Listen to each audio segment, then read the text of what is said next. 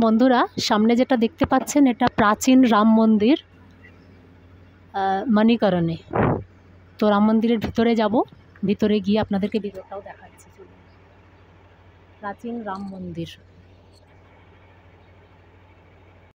মন্দিরের ভিতরে এসেছি। প্রাচীন শ্রী রাম মন্দির, উপরেও দেখতে পাচ্ছেন